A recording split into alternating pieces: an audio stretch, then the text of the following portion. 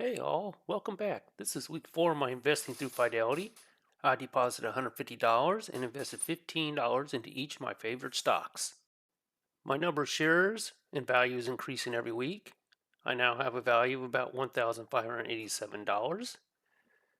I am down $12.77 since I started, or 0.8%. And the stock market is going up the last 2 weeks slowly, so I was down about $40 at one point.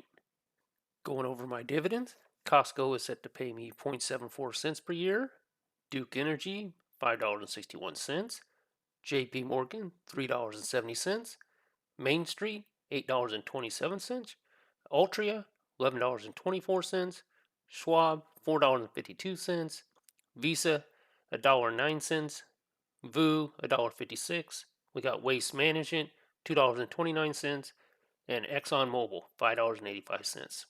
This brings my estimated annual income up to $44.80. Last week it was at $41.76. Thank you for watching. If you're enjoying these types of videos, please hit the like button, subscribe, and possibly leave a comment. Thank you.